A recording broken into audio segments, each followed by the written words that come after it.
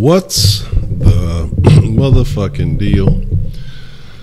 Welcome to the Den. If you're not familiar with the Den is a place where, one, we're all friends in the Den. But the Den is a place where you can unleash your opinions uncensored.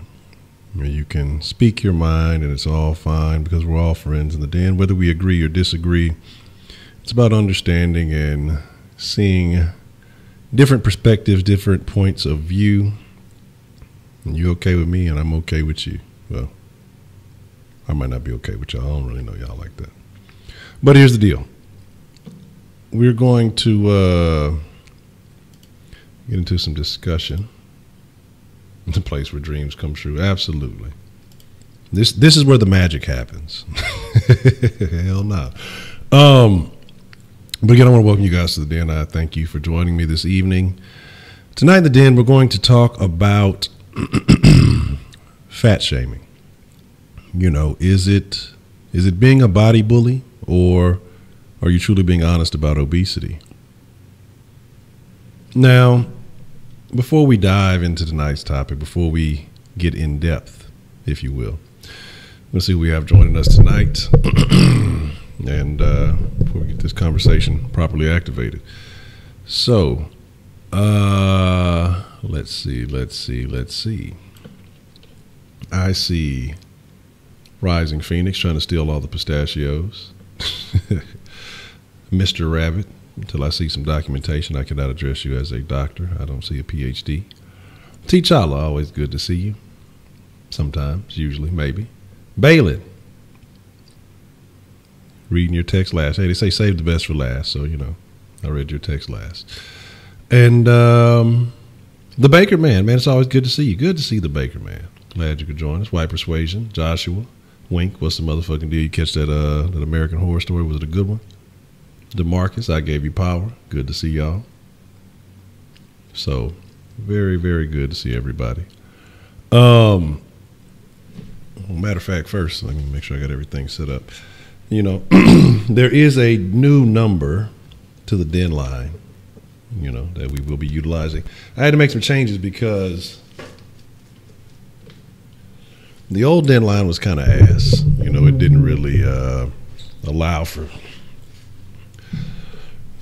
some of the usage that it needed. You know, I couldn't really accept text. The numbers were random. I mean, I'd have to log into something different to go see all the numbers that called and stuff like that. It really wasn't worthwhile. And then, you know, it still had the old Kush attachment to it. You know, it was whatever it was. Kush was the last, you know, 4 digits on it. So we have a new Den line number that we will be using tonight. And so you will be able to call and now text the Den line. So there's that.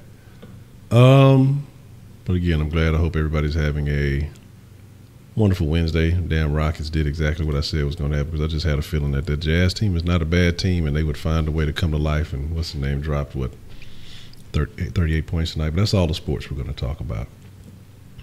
That's all we're going to talk about tonight. Yeah, we're sending me chain text. I'm going to send them right back. Return to sender. I ain't reading this shit. That bad luck shit. I saw something talking about somebody's talking about why they were single because they ain't never replied to that chain email from 2008. Yeah, I had to change some things. I hadn't gone in. I spent some time today kind of going over some of the little finer details, the channel keywords, the description. I still got a few things to work on. I was changing a few things on the Instagram page.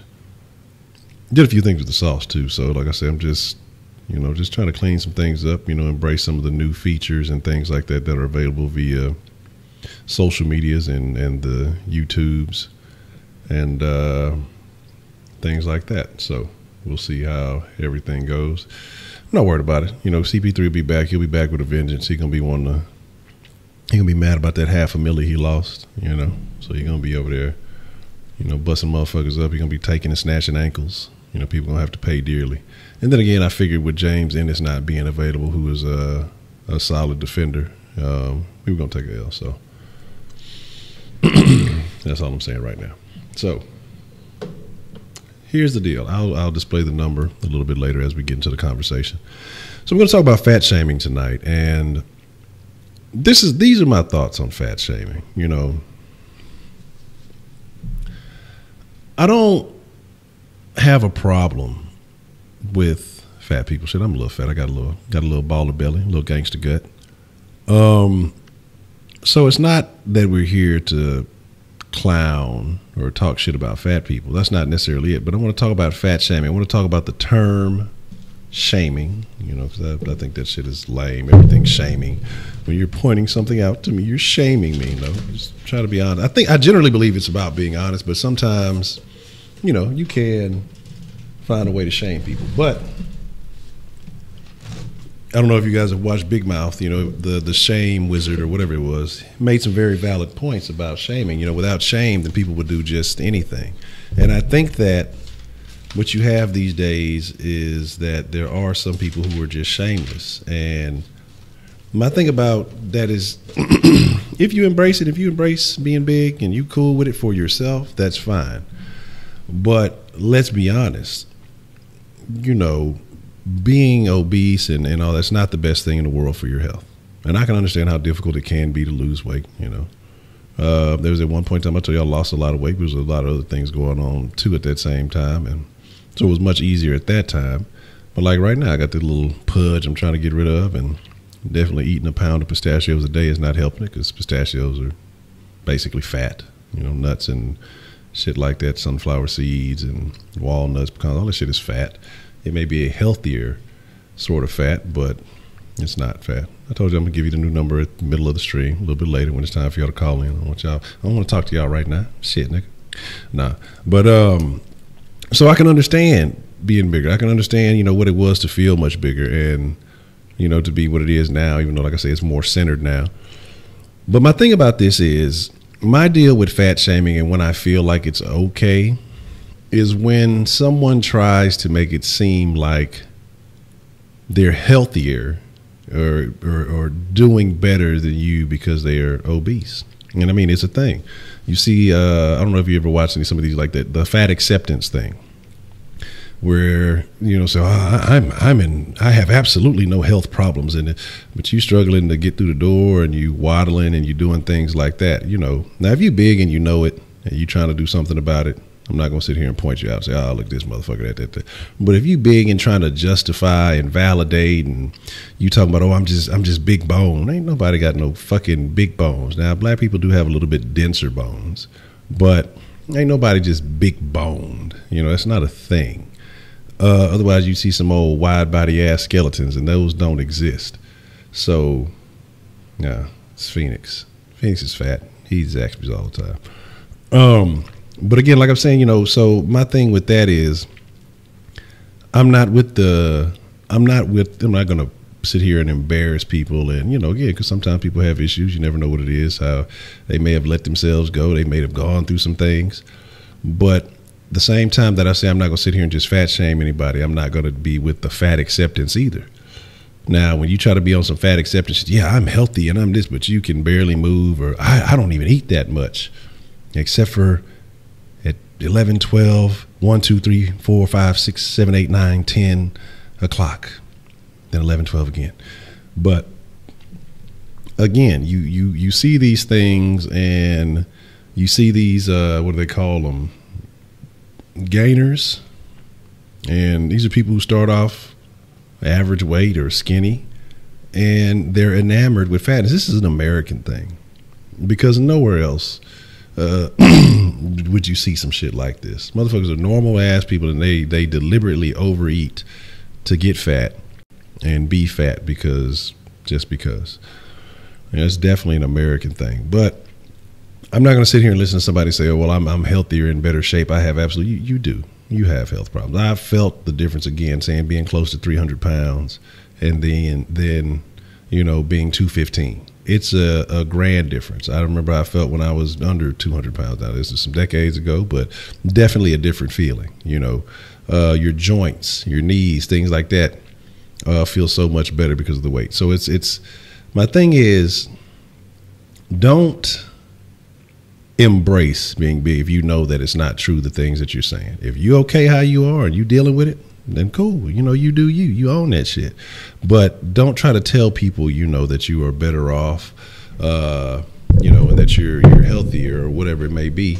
You don't want to lose weight, or you don't want to, you know, and again, I know it's tough, but don't try to embrace it and make it seem like other people are at fault, because the funny thing I find is, you know, same with these fat acceptance folks and things like that.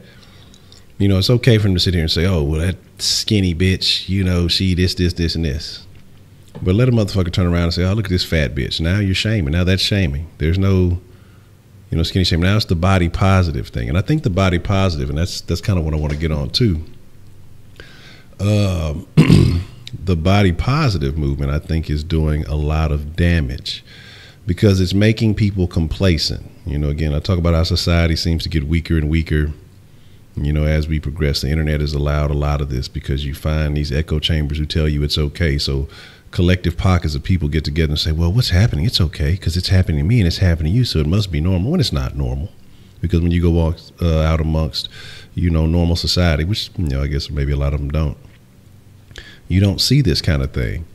I mean, it just doesn't make sense. You know, there should be no reason that there are more than enough people to audition for my 600-pound life, or, you know, things like this. Now, again, chubby, there's nothing wrong with that. Thick, nothing wrong with that. But what I'm saying is, when you have reached a level where it's uncomfortable for you to exist, but you still try to validate it and, you know, point fingers at other people, that's when it becomes unacceptable, you know. Yeah. You say, my uncle was cut, built like a tank, already had a heart attack and died when he was 31. I say, mind your business, when your time is up, is up. Well, yeah, that happens to some people. I knew someone else that was about 31 when they had one. But again, that comes with a lot of other things. But when you are complicating your situation, I think that you got to do what you got to do to extend that. Because what I think is, with situations like that, where people look at it, well, you know, it's my life, it's me, it's my life, I do what I want to. And this is true. This is absolutely true. But at the same time, you have people who love you and care about you. And it's selfish of you to not try to be as healthy as you possibly can. And now, I didn't always believe like that. I used to say, well, if that's what the fuck they want to do, who gives a fuck? You know, it ain't doing nothing to me. But it is. Because I was looking at a video the other day and I posted it in the Facebook group. If you're not in the DN Facebook group, make sure you join the DN Facebook group. I started posting a little bit earlier in there, just, you know, things related to the topic. And it was some little ceremony. I think it was like a little high school ceremony or something like that.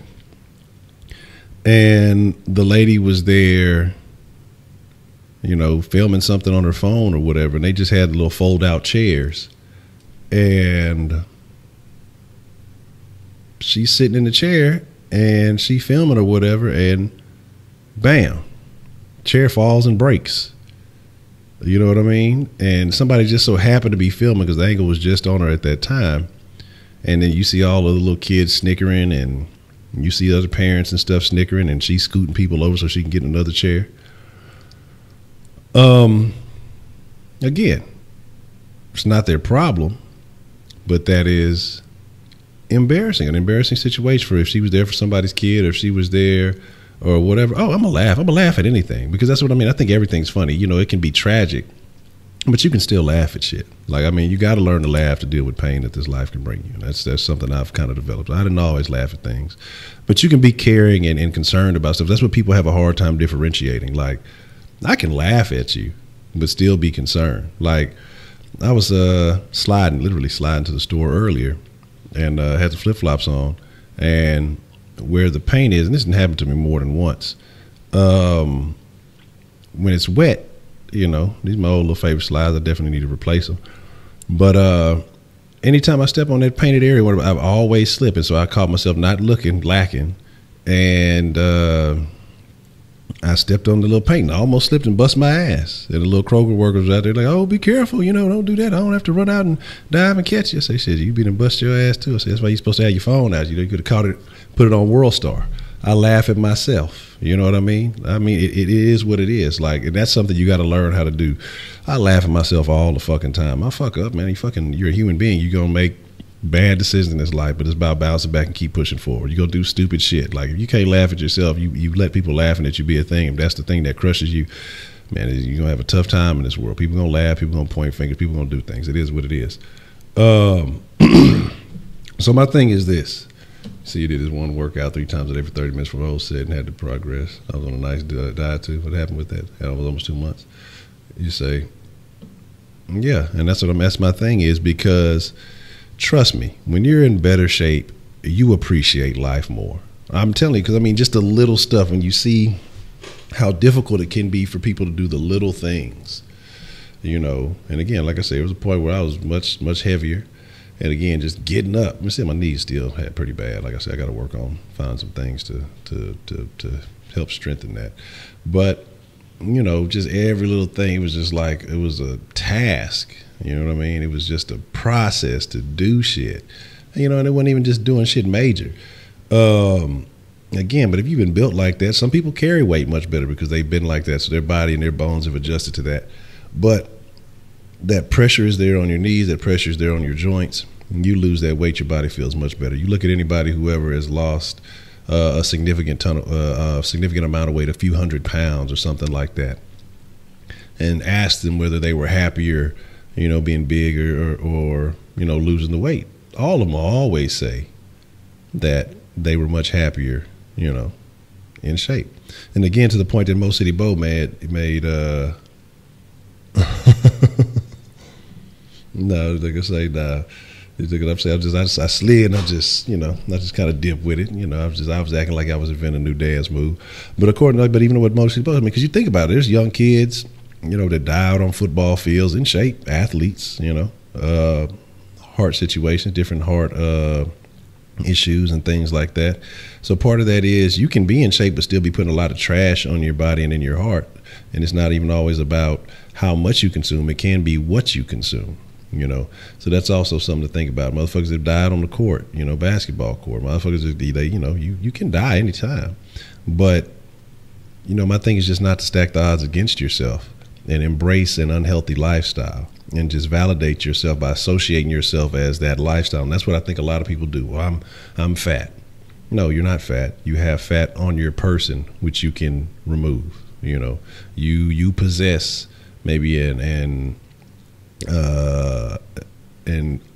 over the limit. You're over the limit with the fat in which you possess, obesity, whatever you want to call it. But it's about how you word things, because you'll be surprised when you change the wording on things. The way you respond to stuff is very interesting. Instead of dreading something that you have to do, look at it as a challenge that you want to overcome. You approach it much differently. Instead of it being a thing, oh, I'm just this, and this. Well, I have goals to get rid of this, and this.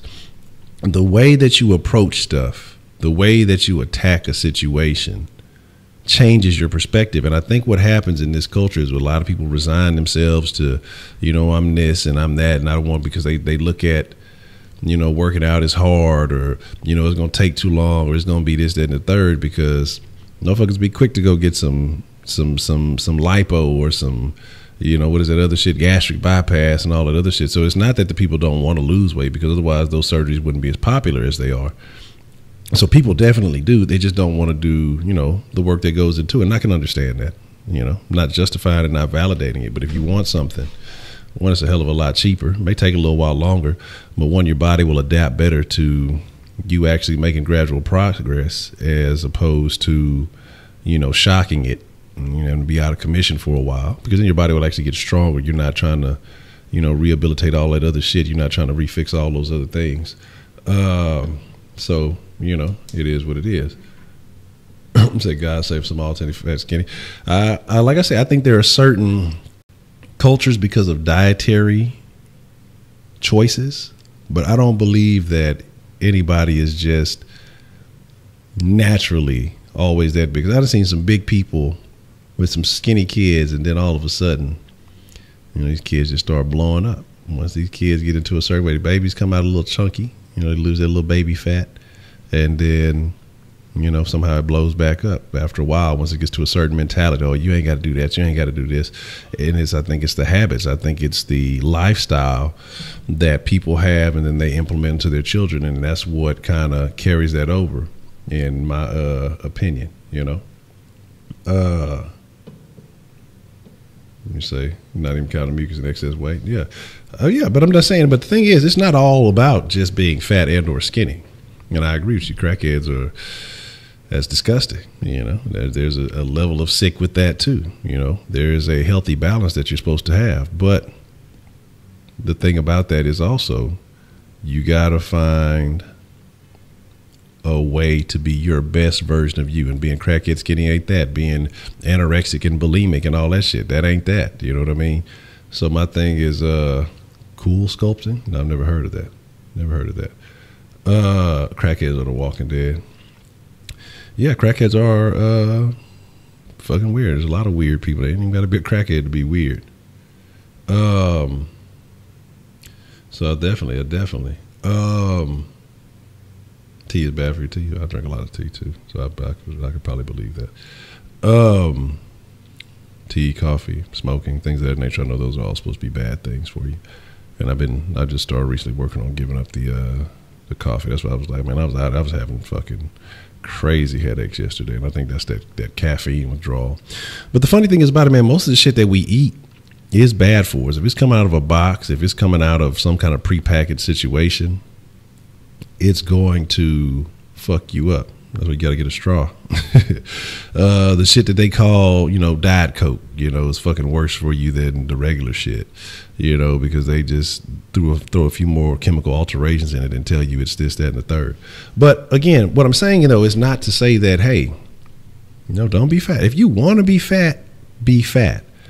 But don't use that as a validation for your existence. You know, don't use that as, you know, an association with who you are, you know. Man, it was something I heard earlier today, and I can't recollect it the right way, but the guy was just basically saying, it was Bob Proctor, and he was saying, you know, who you are, and it was like, you know, well, you know, you would say, well, who? Well, I'm Ed Honcho, you know, for instance, but that's not it. That's just a name. That's not who you are. That's just, you know, your name. And, you know, you would say, well, what your body is not who you are. It's just, like you say, like Breaker Man mentioned earlier, you know, it's the vessel, but it's not who you are, you know, and about understanding who you are. So, but a lot of people associate themselves, then label themselves as that and validate it, you know, because you would see that, what's that one big chick who was supposed to be like a dancer or something like that, and then you see that she's really hating herself. She's trying to fucking, you know, lose weight and do all this other stuff. She was talking about she embraces being big and loves it and all that, but then you trying to get a trainer and get all this other shit and showing that you don't have the discipline, because you say, you know, hey, I told you to get something to eat, you know, eat this, and this, and you stop it and getting fucking bags of fast food and all these other things. But these foods are an addiction too. So that's why I say living in America, it's not easy. It's not easy to lose weight. I mean, it takes extreme discipline. But the thing about that is, if you can have that discipline to lose, maintain, even sustain, then, you know, that discipline carries over into other facets of your life. So, but talk about fat shaming itself.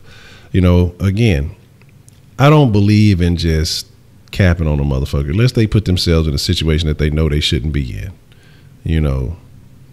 And as long as you're not impeding my personal space, you know, a la plane seats or somewhere in a public area. I remember going to see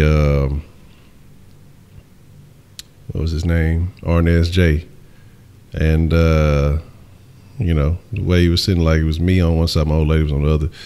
It was a big hefty hooker. I'm calling that because she had a funk ass attitude. You know, like, bitch, we got fucking tickets to this show just like you. It's not our fault that you overlapping both sides of the chair and you trying to act like somebody really just trying to be close to you. It's like, it's your fault. You know what I'm saying? That's not my fault. And so those are the kind of things that annoy me. And then that's what I'm going to start calling, you know what I'm saying, calling certain shit out fast with the truth. You know what I'm saying? But your soul that has a body, yeah. You say ain't nobody want a fat woman. Green tea, yeah, those things are good for you. Those things are absolutely good. Like I say, you know, you got to take the good with the bad. I think it's the kind of stuff you drink because, you know, you have black teas, you have green teas, you have a lot of different things. And so, you know, it is what it is. I'm not going to say that just because you requested it, so I definitely won't say it. But again, like I say, am I a person who's just going to deliberately make fun of somebody because of their situation? No. But if you try to use that as a reason, as a justification, you know, for whatever, then, you know, we're going to have an issue. If somebody points out to you, hey, man, you know, you're pretty obese. You're in a situation where you are, you know, you're probably putting a big strain on your heart. You're probably putting a big strain on your pocketbook too. Because I mean, have you ever watched any of these 600-pound? Like I haven't seen them. I've only seen like them little weird, you know, them little compilations and shit. And it was a chick basically went and got some of them. She went and got some of those fucking like breakfast sausage biscuit things, some Jimmy Dean's, and basically like told the broad who had to go do the shop for her. She can't even go shop to go get her own shit. She got to send somebody else. She get in a bad mood when she can't eat the shit. And basically told her to make like 2 whole boxes of the fucking Jimmy Dean shit. Oh, baby, you want one? Get you one too. Like what the fuck?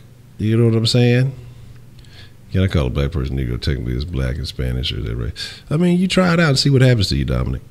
I mean, go for the experiment. You know, I want you to go. I don't know if y'all got it. Y'all just, it's probably nothing but Mexicans in Laredo. Probably ain't that many black people.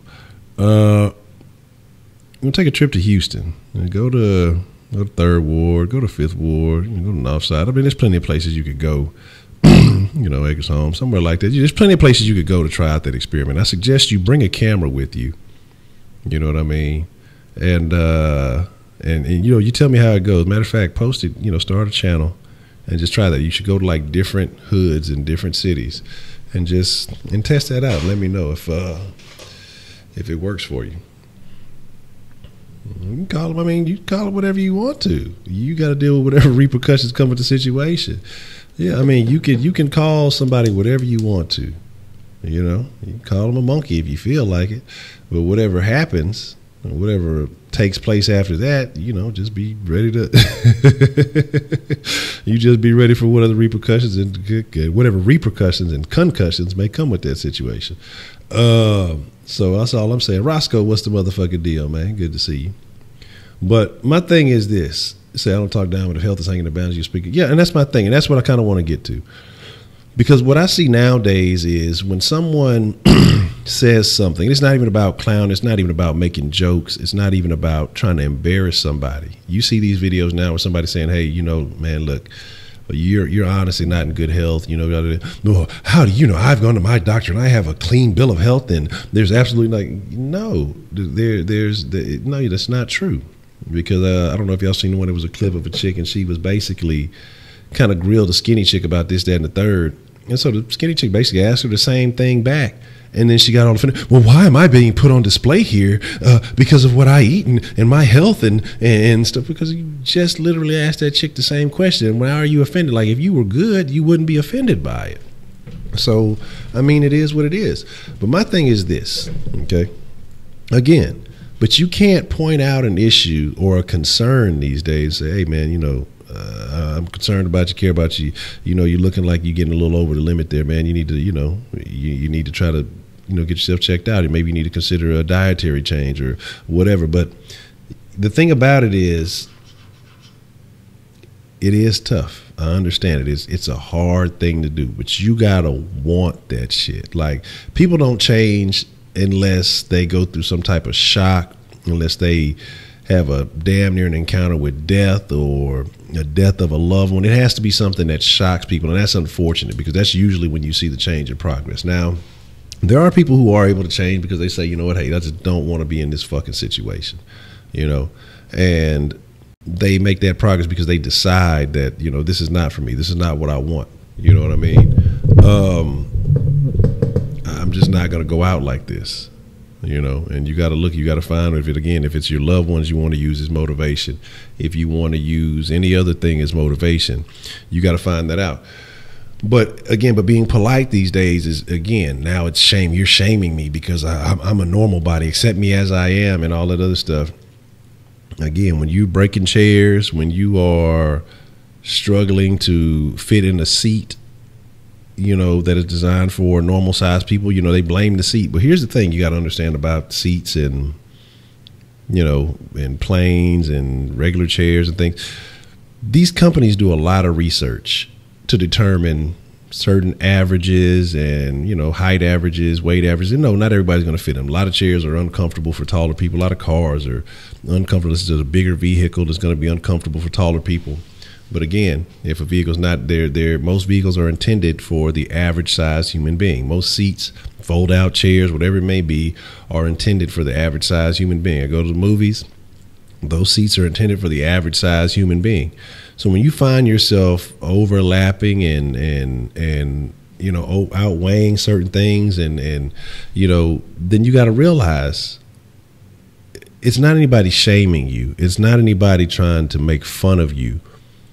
You are not what's average like, because, you can say, well, I'm normal and all this. Well, the people who are out there trying to make that money, who do the science, because they're going to accommodate what is the average, what most people, the demographic that most people fit in, because that's what makes the most sense for me to make this product that suits this level of people.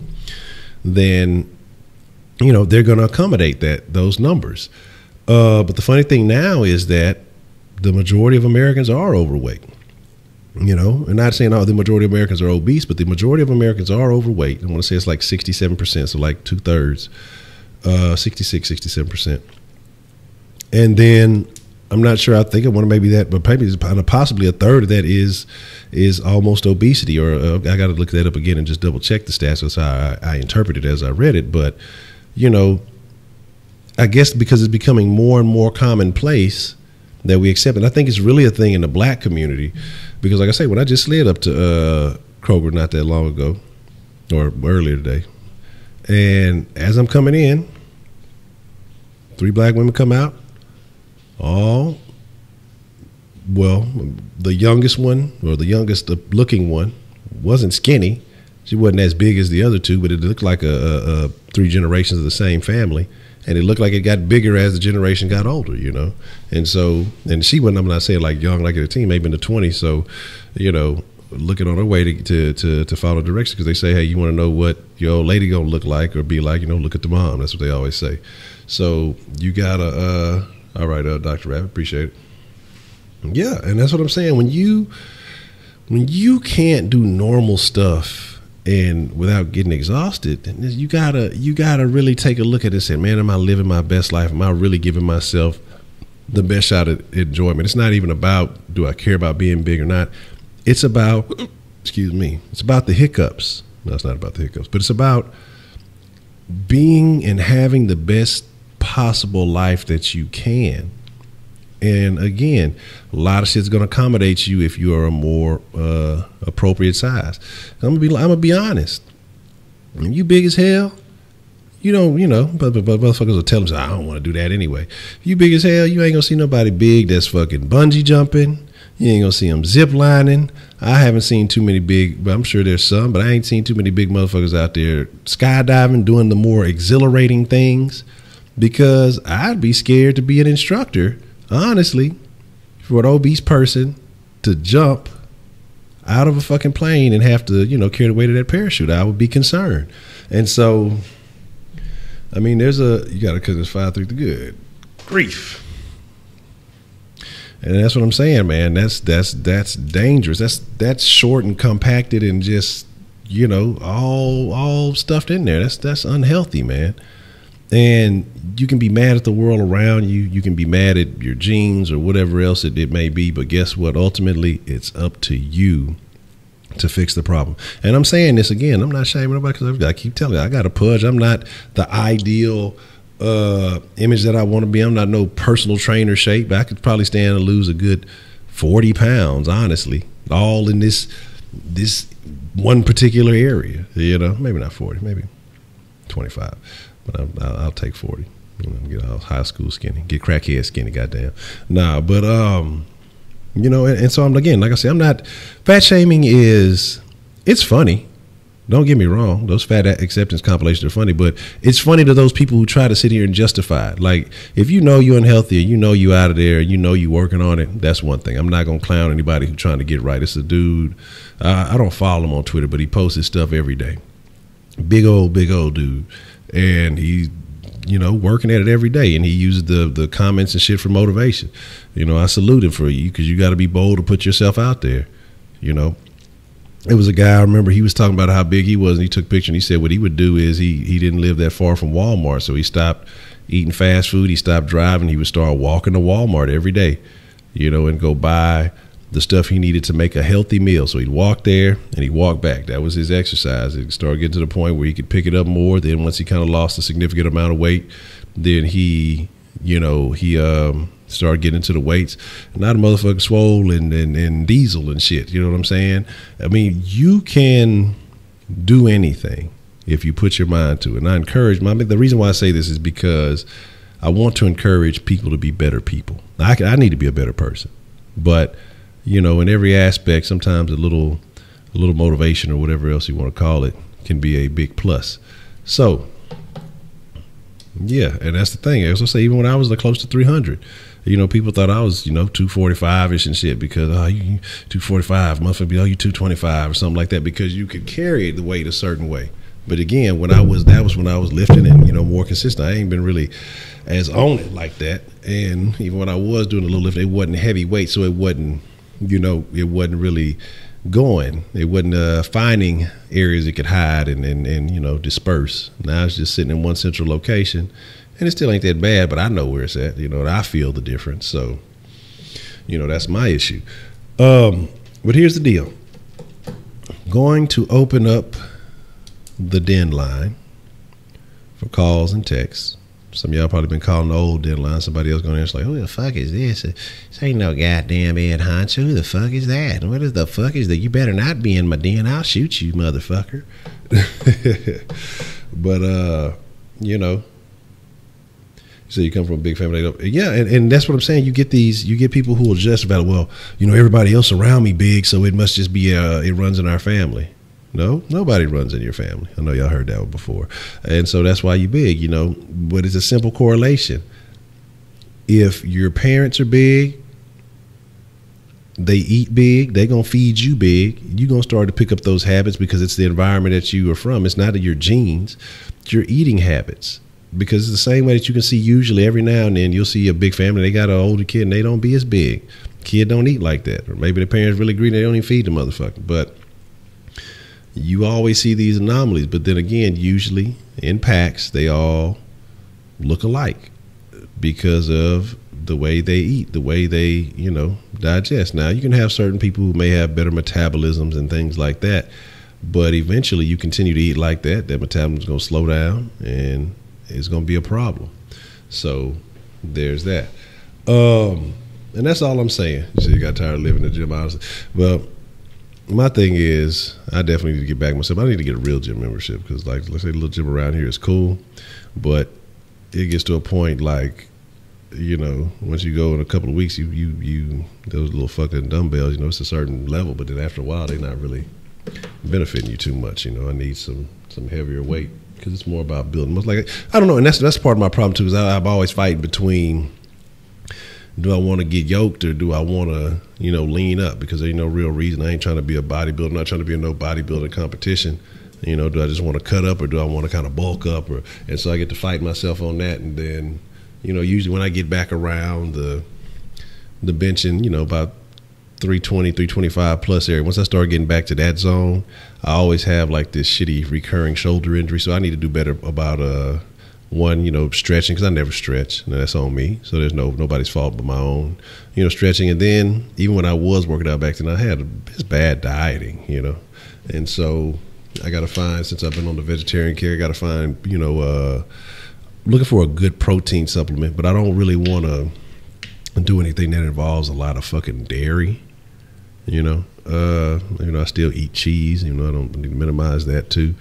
But You know, I don't want like whey protein because that's like I forgot what it's like, the crap off of dairy or some shit like that. You know, find a good quality protein that I can, you know, take, you know, throughout the day and start kind of adding on. So I definitely got to figure that out. So let me properly get prepared.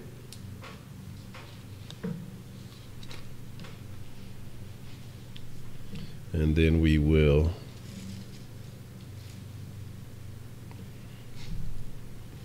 that was a long time ago, man. I said I don't even know if I'm fucking with 260 right now. It's been a minute. That's probably like the last time I was really consistently working out. So yeah, it's been a minute since I'd fucked with that. Let me make sure I got the number right. All right, and I'll go ahead and set that up. So that is the new number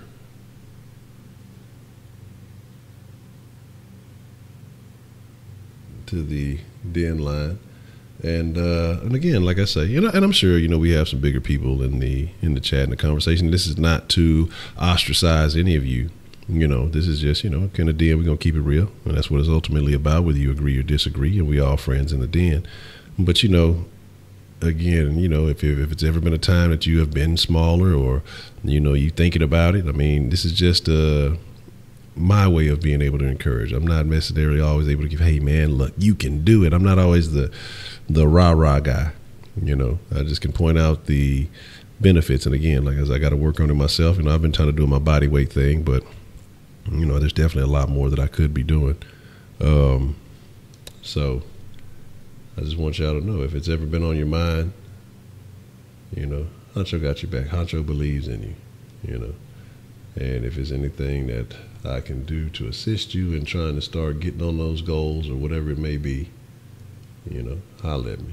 And I'll do my best to make sure, you know, you guys can achieve, or at least stay on that ass, you know, and make sure that,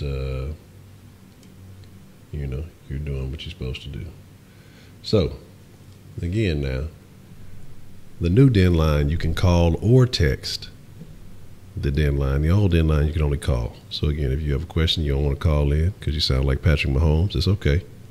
You can just text your thoughts in, text your questions in, and we'll address that, you know.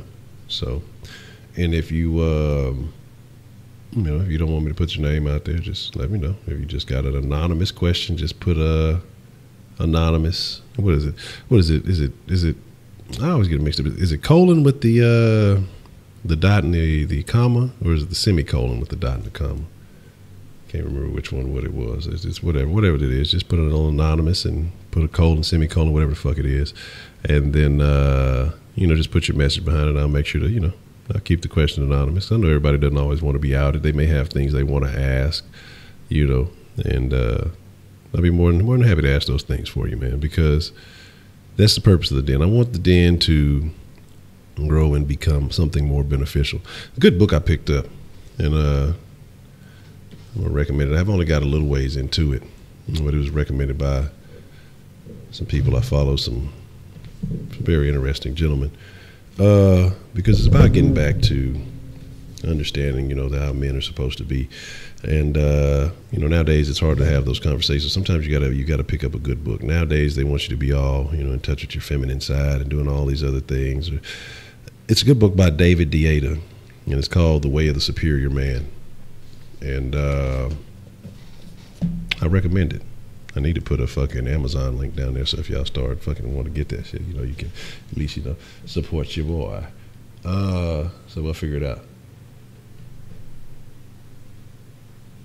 So yeah, I just want to say that the channels of Den and Sauce have helped me better myself as a person, as a mentor. Well, I appreciate that. I hope so, man. I mean, you know, I mean, I ultimately starting these things, I don't know what the intention was. And I'm like I say, man, don't, you know, I'm not I still fuck up a lot, and I still got a long ways to go. You know, I told y'all where this started. You know, I was recently still coming off a lot of issues that I've been dealing with, but I want to say the same thing to y'all, that I appreciate y'all for fucking with it, because it's shown me that I can take a different approach in life And so, you know, as it's getting by, I'm kind of getting back to taking things more. I'm gonna be honest, like with the sauce, I've lacked a little bit because I've seen where my growth is slithered off, and it was doing more when I was saying, you know, doing recorded videos and things like that. And so, you know, getting back to doing that and doing these other things. But aside from that, that's not really important. But the fact that, you know, that y'all tune in regularly, y'all check it out regularly, y'all support what it is that I do, it's shown me that, you know, there are other avenues in life that I can take. There are other skill sets that I do possess, you know. Again, because I've told you about some of the issues I've had, background issues, of course, little stupid shit that I've done, and it puts you in a fucked up situation. Because trust me, you know, after you got caught up in some dumb shit and you try to do the right thing, it's 10 times as difficult. And so I understand recidivism. I understand why people go back to doing what it was they were doing, because at least you can eat doing that.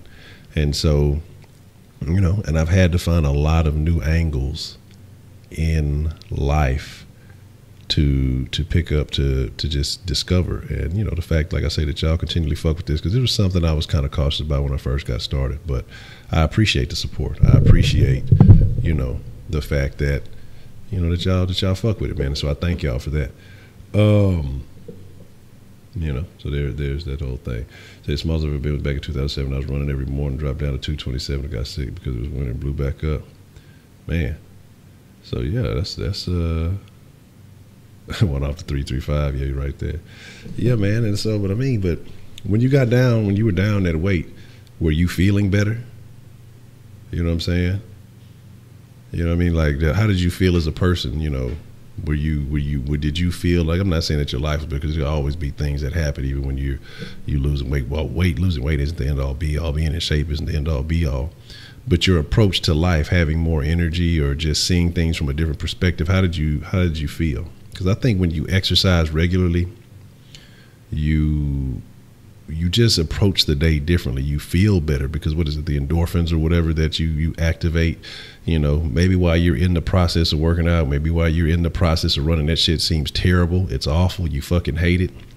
But the willpower and discipline that you build up by doing that shit day in and day out, as opposed to just resigning yourself to, you know, a bucket of chicken every day or whatever the fuck it may be, you feel so much better about yourself. You start to learn more about yourself, and you grow as a person. And that's ultimately what life is about, man. Like, you learn until you die. And that's why I say it's about experiences. It's not about, you know, money is good because you need money to sustain and to live, but it's not about being the richest motherfucker. It's not about, you know, I wish I was the motherfucker from South Carolina who won the Powerball, but it's not about being the richest. It's not about that. I mean, unless that's your goal, then, you know, if that's what drives you, then that's cool. But it's about learning. It's about making progress on a daily basis. It's about being a better person every day, being just a little bit better than you were the day before. And that's the goal. And I think people generally want that, except for Kenneth. He's going to be a simp for life, you know, and he can't help that. I've tried my best to de-simplify him, but he just seems to have the gene, you know, and it's uncurable. So there's that. You say, middle of soft sport, then got to go to school. Yeah, man. Appreciate that, Bailey. Yeah, you got to make sure, fuck with school first, man. That's ultimately the ultimate. Just feeling better than it felt a long time now. I just feel like Patrick Star wants some ice cream. Let's see. What are my favorite books? Man. Favorite book, honestly, I only read it once, and I just went back and bought another copy because it was integral in changing the way I thought about shit. The Alchemist, because that was the first book I read as I began this journey into trying to become a better person. And that was a recommendation from fucking Will Smith. I was just watching the video. I was just trying to figure something out. I just got out of county. Was just dealing with some shit, you know, dealing with the case and everything. I was on bail, and I'm just like, man, I got to do better than what the fuck I'm doing, man. Because, you know, as a young dude, I was always an intelligent dude. I just made some bad decisions, made some bad choices, and then let that shit carry me down the road. And then, you know, even when I chilled, I was like, okay, I ain't finna fucking do that. I was really looking for a legitimate job and doing some other shit. Then, you know, rent came up, shit came up. you know, let me go bust a little move real quick, take care of these things, and you know, I'm gonna chill again. And just you just so happen to get caught up in doing that dumb shit, you know, and you know, I had to deal with that whole situation. And you know, as I was dealing with that, trying to figure out, find out what was going to happen to me, what was going to be the outcome with that, you know, I locked myself in a room. I've told the story a couple of times. I locked myself in my room, you know, at the crib, and I was just like, shit, I got to figure it out. I got to fucking figure it out. Like, I'm the glitch in the system. I'm the one that fucked up the matrix, you know what I'm saying? Because, you know, I fucked up. I mean, it was just, you know, it just, that's just how I felt. Like, I'm not a person that puts the blame on nobody. Oh, because, you know, that old hoe ass cop this or, you know, I'm the one that got caught. Because if I'd have been playing it right, I wouldn't have fucking, you know, slip was caught. You know, it is what it is. You know, I'm going to take my L's, I'm going to take my blame. I'm not going to point the finger, because when you take the blame, you take responsibility, you take the power. And that's something a lot of people got to understand. When you blame and make excuses for everything, you don't realize how much weaker you're making yourself when you make excuses. And so I was like, I got to be the one to do something about it. Nobody else can fix this for me.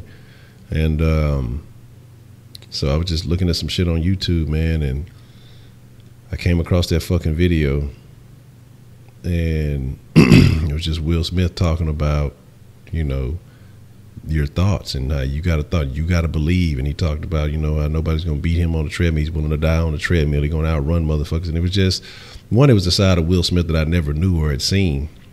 Because again, when you waste so much time looking at fight videos and other dumb shit, you miss out on a lot of good shit. And that's why I get on niggas a lot, and I talk about my people, because we look at a lot of dumb shit from motherfuckers who ain't doing shit. Like, I ain't knocking nobody who rapping, I ain't knocking nobody doing it, but it's a waste of fucking time, because they talk about shit you can do every day. You need to be looking at motherfuckers who are doing shit you can't do, or you're not able to do yet, or places you want to be. You know, fuck being a stupid ass rapper. But again, I'm not knocking it if that's your thing, but that's just not my bag, man. You know, and I'm not knocking it. I'm not knocking it, because it depends on what type of rap you're doing. If you're doing something different, I'm not going to knock your lane. But emulating the same dumb shit, I'm going to copy such and such because you're doing, that's the dumb shit. And that's what you have a lot of people who aren't even rappers just want to do what the rappers say and do. That's not the life. If you want to, I'm going to take that back. If you want to pursue a career in music and rapping and shit like that, I'm not going to knock that. Because I remember halfway tried to do my little rap thing in high school. I can't knock anybody's dreams, but have your own dreams. Don't be an emulator. Don't be a copycat. But anyway, and I'm sitting in there, man, I'm just thinking, I'm like, dog, I got to do something different. And so after I saw that video, the book he mentioned, that book, he said, you know, The Alchemist by Paulo Coelho. So I go out and I get that book from the library. I burnt that fucking library card up. The motherfuckers probably didn't want to give me no books. I was maxing that bitch out, getting everything I could. So I read that book, then I started looking up some stuff on positivity and just, you know, not necessarily positivity, but just, you know, improvement. And I came across this book list, and it was like, you know, 30 books that you should read if you want to improve. So that's the books I would go find at the fucking library, books I never even fucking heard of. And then that on that list was like Think and Grow Rich, As a Man Thinketh. What it was one by Abraham Hicks, and I can't remember the name of it. The Greatest Salesman in the World, Og Mandingo, and not Mandingo, Og Mandino. Again, like I say, you know, Think and Grow Rich, How to Win Friends and Influence People. Like, to me, when I first heard that title, How to Win Friends and Influence People, like, my old mind said, man, this is some old sketchy shit. This is some old, you know, manipulative shit. But then when you read it and you're like, man, this is legit. Because I was never a friendly person. Like, the majority of my friends, like, came from third-party associations. You know what I'm saying? Like, the people I'm still cool with now are people that I originally got cool with. Like, that I still halfway talk to or still, you know, communicate with is because, you know, of original connections, you know. But like I say, just reading, it's a list of them. Like I say, it's a bunch of them that slip my mind. These are always the ones that come to hand first because they had the most impact. As a Man Thinketh, 7 Pillars of Success, Greatest Salesman in the World, Richest Man in Babylon, Think and Grow Rich. Think and Grow Rich is the one, though. Like, if I would just say, hey, man, read one fucking book, fuck all the rest, it would be Think and Grow Rich, because The Alchemist is a parable. So some people may not understand what it's saying. They may read it just like a novel or something, and so they may not get the underlying story of it. But Think and Grow Rich is the direct manual on how to fucking live and how to improve your life. And so to me, that's the one I would tell people to fucking read. I got the Art of War, 48 Laws of Power, all that good shit. That's cool. 48 Laws of Power is more of a manipulative ass thing. That's about manipulation and shit like that.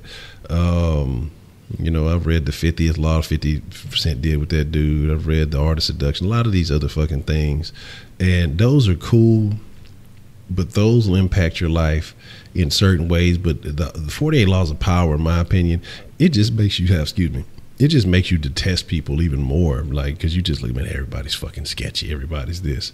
33 Strategies, all that shit. Like, I've read all of them hoes, man. But nothing impacted me like Think and Grow Rich. And I was mad that I had to take that bitch back. So I took it back and I went to try to find that same copy. And I always say, because it looked like a Bible. It had, like, you know, the black thing had the little fucking little tassel on that bitch and with the little gold pages. Could never find it, but I tried to go rent that, to go get that same one back from the library. Somebody else had scheduled to pick it up after me. Because I kept that bitch for a minute, because you know, keep renewing it until somebody else wants it. And then, you know, I got myself back on the list to get it right back. And whoever got it that time never turned that bitch back in, never gave that bitch back. So I could never find that fucking copy. And then so I was just looking the other day, like, man, I need my own fucking copy of Think and Grow Rich, man. Like, I need my own copy. Like, right now, I just need a refresher on that bitch. And I found a copy, a version like that, you know, the unabridged version. The abridged version, it takes a lot of shit out. But, you know, that version, the one I got, and I think even the one I got, I still feel like it's missing something from that other one. But it's a similar looking one with the fucking black hardcover, fucking gold pages looking like a Bible and shit. And Behold a Pale Horse, yeah, that bitch there. It's like, you know what I mean? It is what it is. What's the motherfucking deal, Jay Dizzle?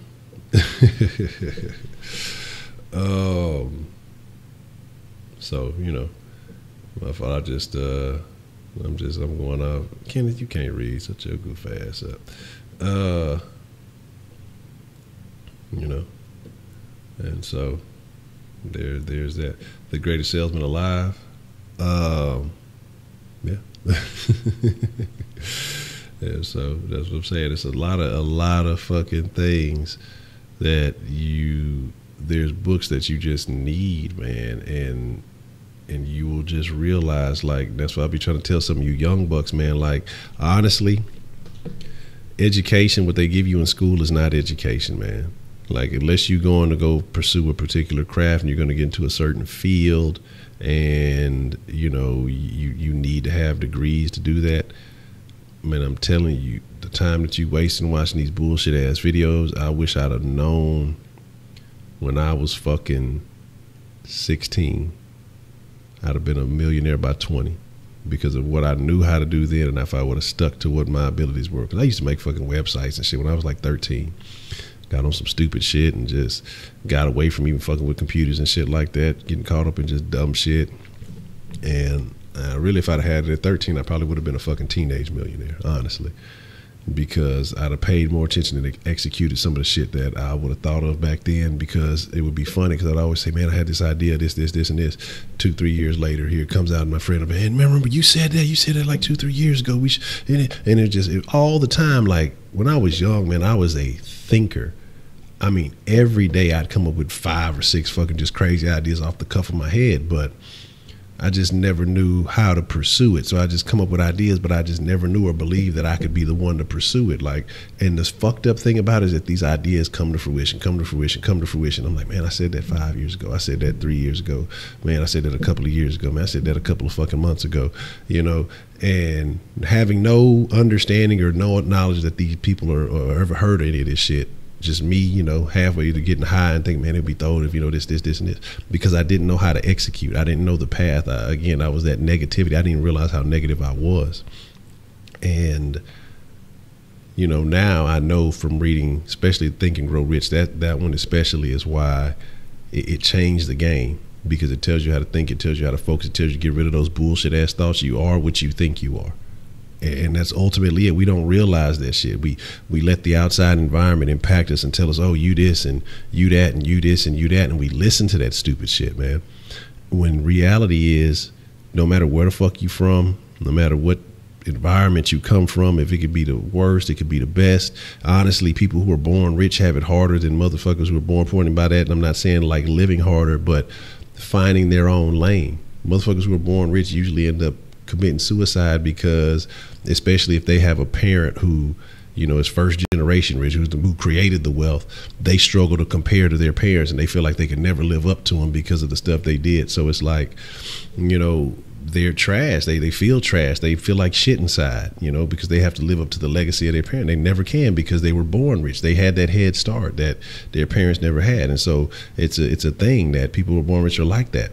When you don't have, you're actually in a better position, because when you can build your own, you feel more validated as an individual, as a person, as, you know, an entity. But you create your life, you know, and it may not seem like it. And it's crazy because the game that I've been waiting for the last few years, I've been just waiting for it. Comes out in a couple of days. And I was gung-ho at the beginning of the week, I'm going to get that bitch. And I was sitting down rereading my Think and Grow Rich.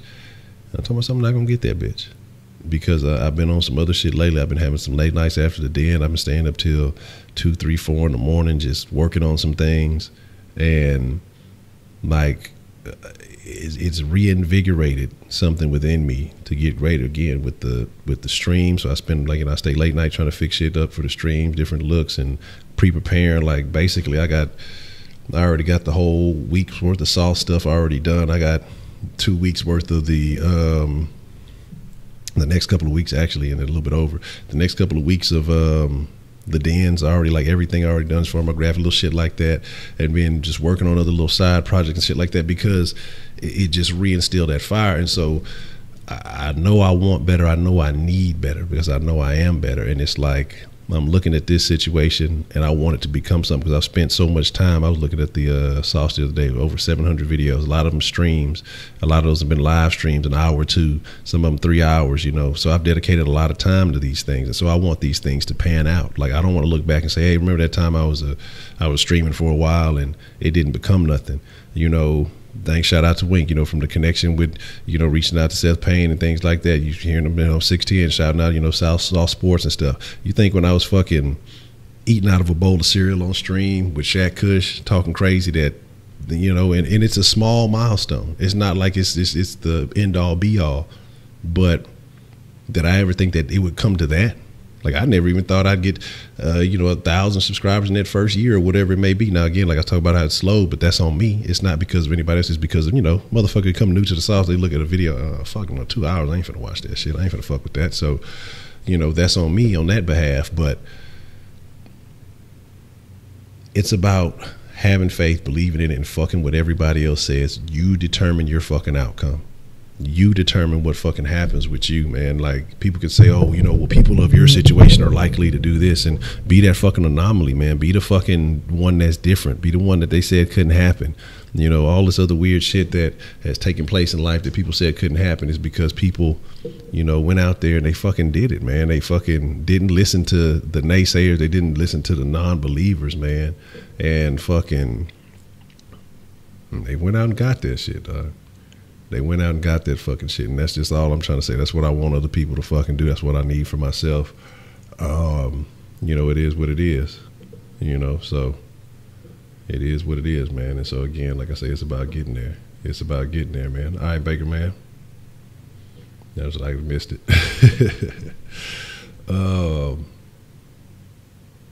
Yeah, and that's something I've been working on, too, is how you say, with the, you know, I will read this one. Man, another good book, The 4 Agreements. I'm glad you mentioned another good book is The 4 Agreements.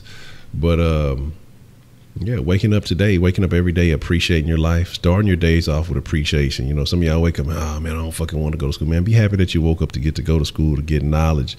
Be happy that you're not some kid in the fucking, you know, overseas South America washing feet, you know, for tourists, and or in Africa, you know, walking 3 or 4 miles to get some decent water, still got to boil it and do all. Like, man, be happy that, you know, people talk all the shit they want to about America, and I used to too, but man, you are lucky to be born a fucking American. If you are an American, so I don't know if anybody in here listening from Africa or whatever. There's a reason why these people, these fucking caravans of people are trying to come here. There's a reason why people are trying to sneak over the invisible border wall. There's a reason why motherfuckers get a little education. They try to come here from Africa, from all over the fucking world, because you're blessed, you're fortunate, man, regardless of the hate and the oppression. There's some fucked up shit that happens here. I acknowledge that, but nowhere is perfect. It's a lot worse, a lot of other fucked up shit going on in other places, even places in Africa, motherfuckers that look just like you. It sounds good, you want to hope and believe that it ain't, but it is.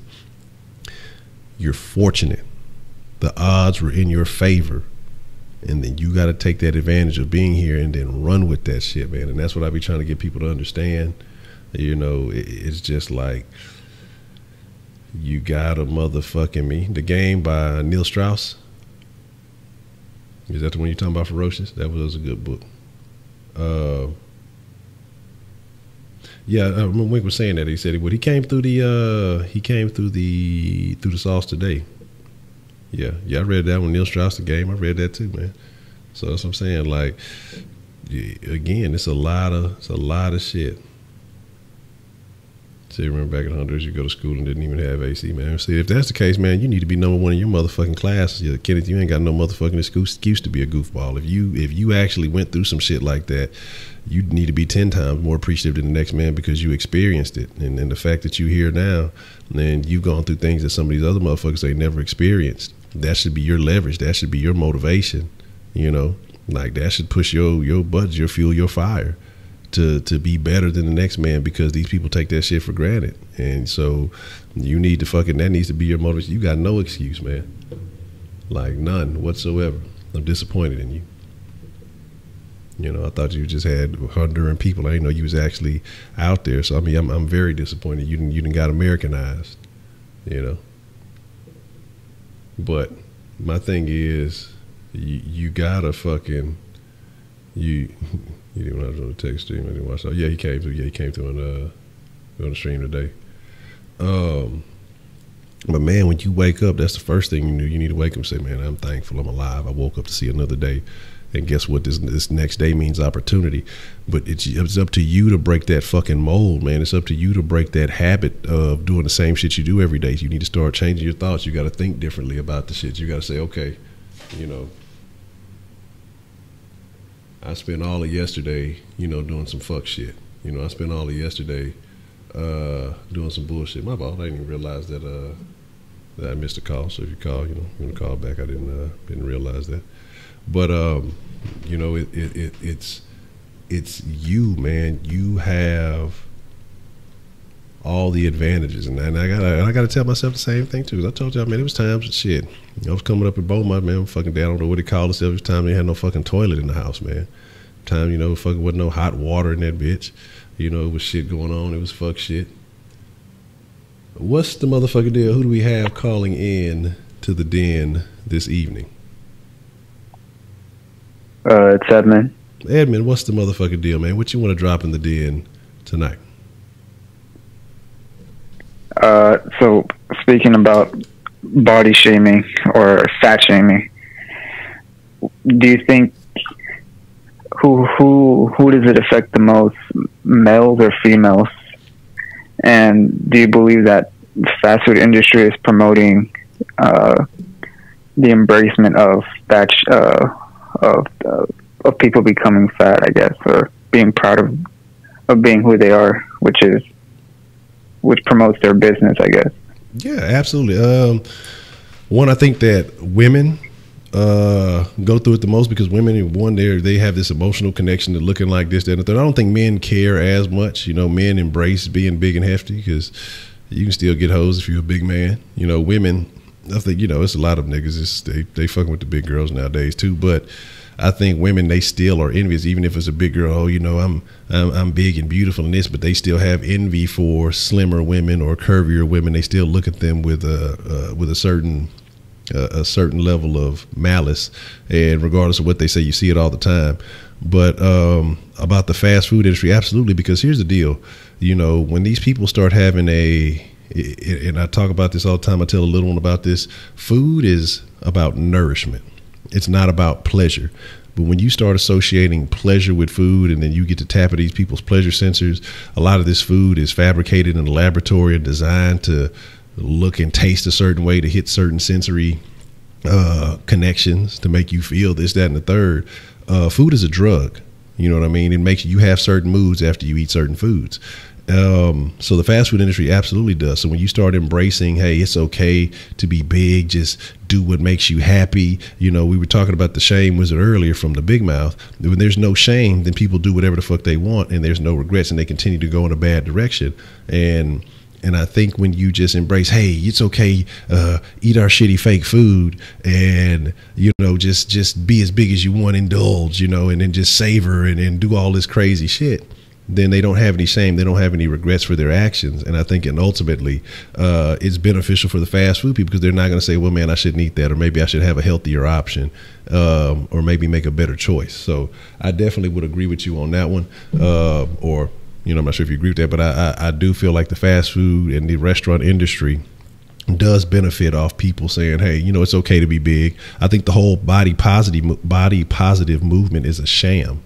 I think it's a scam to just convince people who are bigger, just, hey, you know, continue doing that, continue using our products. Because if you start saying, hey, man, what you're doing is unhealthy, what you're doing is bad for you, what you're doing is going to kill you, then they start thinking, okay, well, what do I need to cut out of my life? What do I need to cut out of my diet? And the first things that needs to go is the fast food, the unhealthy foods, the box products, the fake foods that they sell in the grocery stores, and, you know, that they have full of artificial fillers and chemicals and all this other bullshit. You know, cookies made in laboratories, man, like shit like that would have to go. So, yeah, the food industry does have a hand in this whole body positive, this whole fat acceptance movement, because, again, if 2/3 of the country are overweight, then they are definitely making money off people, you know, eating well. They're eating off people eating. So, yeah. That's my thoughts on that one.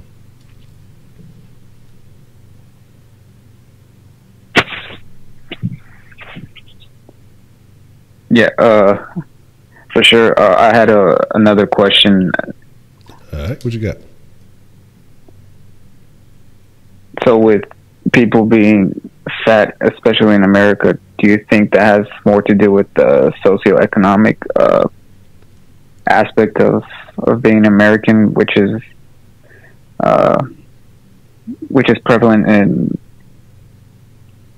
with fast food, because of how accessible and cheap it is to get?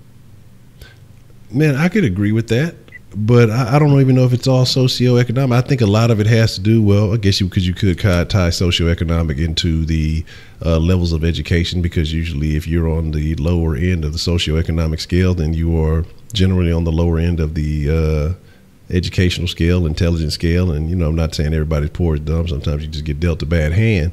But yeah, because these people don't do research, especially if you've been raised on McDonald's your whole life, or, you know, been introduced to this shit your whole life. And, you know, these value meals, they sell you these things, and there's no value. It's not really a meal. It's a fucking lie. I do believe it, but honestly, in all honesty, it's the convenience more so than the price. Because if you took that same money that you would spend on, saying, taking a family of 4, even if you're poor or whatever it is, and going to the grocery store and buying quality foods, then you would see food that would last a lot longer. It would be much healthier for you. Again, it comes down to discipline. And again, if you're on the lower end of the socioeconomic ladder, then it's generally from bad discipline, you know, because if you're not disciplined in your eating habits, you could possibly not be disciplined in your spending habits, and it could carry over. You know, it's a lot of areas that discipline can affect. So I would definitely say so. Yeah. That's all you got? Yeah, that's it. All right. Well, I appreciate the call there, man. As always, man, very good questions. I thank you for calling.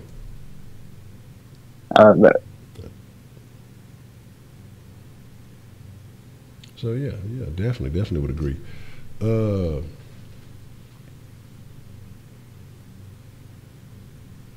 He said, okay, so it kind of said, but the greatest salesman for the first time, almost exactly, we go powerful stuff. Glad I did never read a book for pleasure for not. Man, I'm telling you, man, look, read a couple of those books that I listed if you haven't. If you hadn't read, again, I'm telling you. if you don't read nothing else, if you don't read any other book in your life, go and get Think and Grow Rich, even if you get the abridged version. But I suggest you get the whole version. You may look at it and be like, oh, this man's 300, 400 pages. Once you start reading it and understand that this knowledge comes from the greatest, some of the wealthiest men in American history. What's the motherfucking deal? Who do we have calling in to the deadline this evening? This is Kenneth. Kenneth, what's the motherfucking deal? Why your ass ain't in bed, boy? I gotta finish this geography homework. There's something saying you could do it, but technically, not much do it for the modes. Yeah, I guess. But what you got now? Yeah. Alright, look, so I wanted to ask, what kept you consistent? Like, you know, what, like, from the days that you were over there eating cereal and the ball and shit, you know, did stuff that you didn't expect to see. And so, like, what made you keep going to the big dog sport? That's what. It's kind of like, I don't know if it's like the, hold on, let me see. It might be on my like, you sound like you're kind of going in and out a little bit. Give me 1 second. Let me see if I can tweak this problem here. All right. You got it. You were saying something about now from the day that I was eating cereal, and what happened from there? Yeah, from the days you were eating cereal, like what made you continue to go with soft sports? Because, you know, like most people, you know what I'm saying, like most people would quit with soft sports. You know, they have doing shit like 2 people are watching live, like, you know what I'm saying, maybe 20 people are watching videos. Like, what made you not quit on soft sports to make you keep going? And to now, to this, that you got like 250 people almost, you know, 200 people watching the streets of the pit. You know what I'm saying? What made you keep going and get this done? Okay. What made me keep going? I appreciate the call. I think what made me keep going, man, was just, again, I told y'all I had been in a weird place. And so I think it started with the videos when it really, they would get a little bit of love. And I was just like, okay, you know, a couple of people watching, you know, why not? Let's record the next one. It really wasn't any time out of my effort. I was already having a conversation with Shaq Kush or whatever. And so I was like, fuck it, let's just hit the record button. And then it would get a little bit of love. And then, you know, a couple of people are, oh yeah, I agree with this or I agree with that. And, you know, and then I started looking at it, you know, I'm like, well, maybe this might be something to try, you know, because I thought about, you know, really doing the YouTube thing.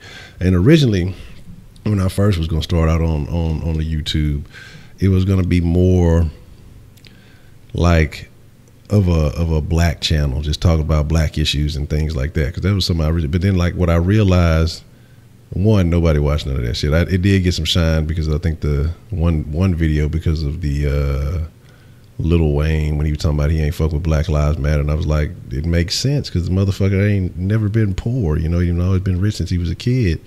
You know, he doesn't understand that people was hating on it or whatever. Well, I hope you don't ever need black people. I'm like, who the fuck is you to think like, and that's what I'm saying, it's that whole stupid ass mentality. But anyway, but what I realized is when I was making those videos, even coming up with concepts and things like that, like, it put me in a bad mood. So I'm like, man, this is not what the fuck I want to do. I don't want to fuck with something that I have to focus on negative ass shit every day or negative ass news. Because I think I was almost on I wouldn't quite say the same, but almost on some Tommy shit, like Tommy Sotomayor. But he's a bitch because he be trying to scuffle with hoes and on some Mark shit like that. And I kind of think he's a scammer a little bit, but you know, it is what it is. You know, I ain't hating on a man if he got his own lane and he got his thing that's working, you know, make it do what it do. I'd hope to get numbers like that one day for the sauce. But I think just the kind of persistence, because I knew it wasn't going to come overnight. And so, you know, just kind of dropping a video and say, well, here, let's see how this works. I like talking about the Texans. Fuck it. I'll talk about it. Maybe if a couple people agree with me, you know, maybe if I get this a year, I'll get a few hundred people to fuck with it. We'll see what happens. And as I kept going, the numbers just kind of grew a little bit, you know, trying to come get creative. I'd watch a little stuff on how to improve on YouTube, and I started taking it more like kind of like a hobby.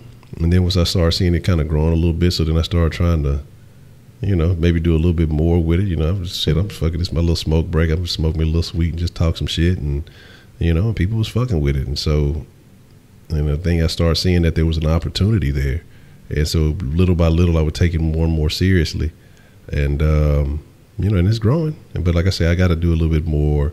I can do so much more. Like honestly, and this is why I say I've gotten more fired up spending some of these late nights and just getting things in order. I haven't been doing my best. Like I know, I mean, like honestly, I could be dropping more content, and that means, you know, getting more consistent daily with the podcast. Fucking, you know, I gotta find something a little bit more personal for my Patreon supporters, because I got folks, you know, I want to do something special for them. But as far as doing a recorded video and dropping a live stream every day, that's quite possible. I mean, I honestly, if I schedule myself, and that's kind of part of what I'm working on, if I schedule myself, I could legitimately give a recorded Den, or at least do a Den podcast, a Soft Sports podcast, a live stream of the Sauce, a recorded Sauce, and then a live stream of the Den at night. Now, if I properly schedule myself, I could do that. I could legitimately do that. But again, I have to organize, and that's just what it is. And so that's why I say, you know, just putting in more work these last few days, and like I say, just spending some of these late nights, just looking at everything, just really thinking. It's more than possible, man. It's more than possible. Wise, what's the motherfucking deal, man? What's going down?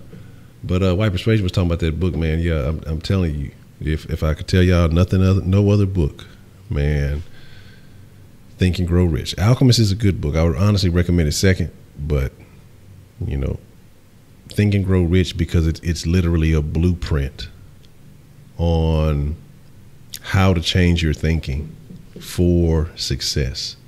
And if you sit there and you read it and you legitimately do what it tells you to do, and that's the thing about it, you can read a motherfucking book, but if you don't apply, then it's worthless. And that's the problem I think a lot of people have, is that they don't apply what they learn. And when you don't apply, exactly, Wise know what's shaking.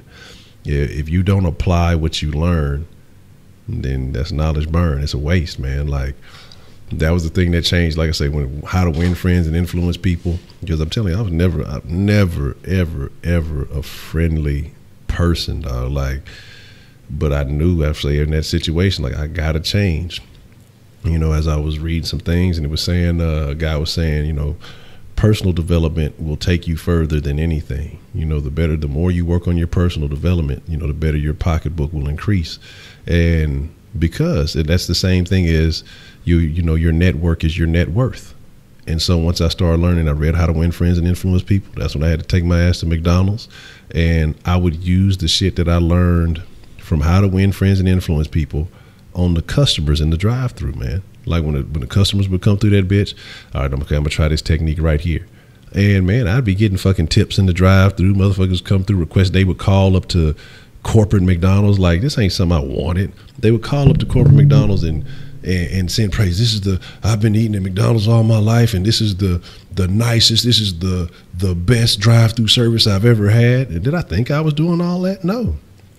Just sparking up conversation, man, like little bitty shit, man. And so that's how you know that this shit works.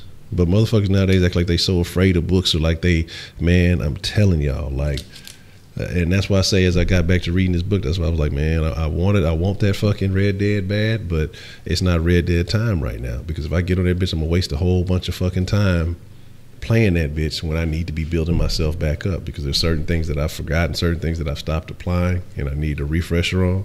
And I gotta do me, man. I gotta be better. And it's not about being better for me.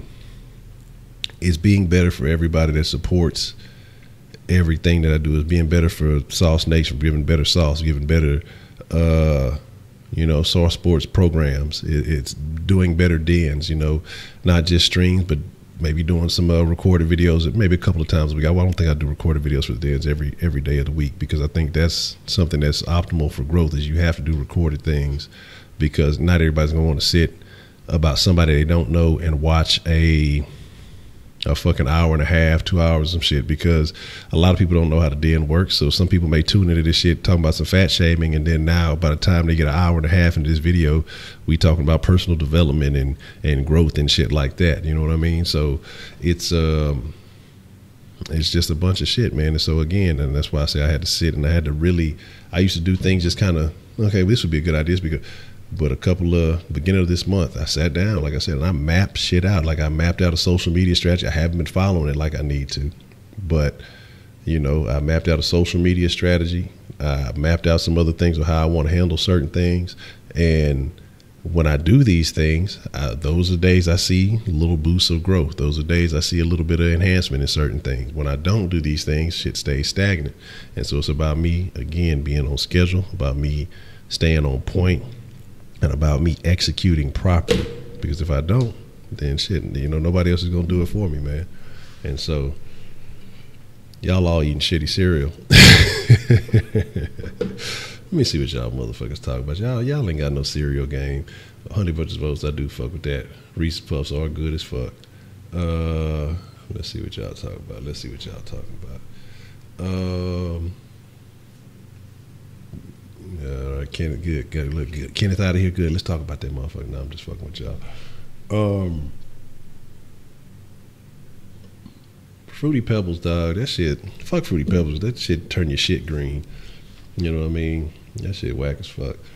Those sugar fucking Krispies or whatever the fuck they are. I ain't gonna lie though. When you make like Rice Krispie treats out of Fruity Pebbles and Cocoa Pebbles, them hoes go hard. Look like little Christmas crispy treats.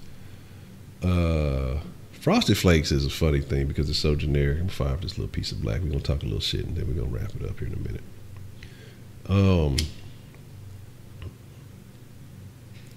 So, because you know the den is what it is. I got to get in on the cereal conversation because I'm a cereal OG. I've been eating cereals y'all don't even know about, player.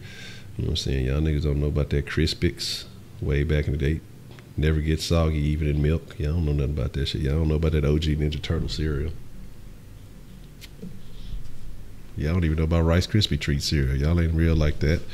Y'all don't know about that motherfucking. Y'all don't know the most OG cereal that motherfuckers be sleeping on and don't even realize how live it is. It's so hard. I don't know if they still make it. But the Quaker O's, like OH apostrophe S, Quaker O's. Y'all don't know shit about that. Y'all ain't on that level.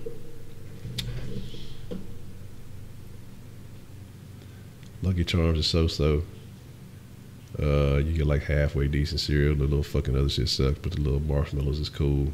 Reese's Puffs is live though. I don't care what nobody say. Reese's Puffs are live as fuck. Man, Tricks are overrated. Kix, man, Kix is underappreciated. Kix was live as fuck.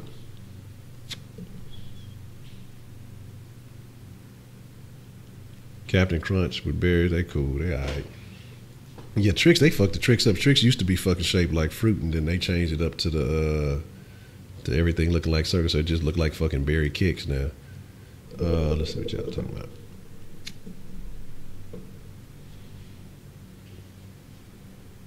Let's see.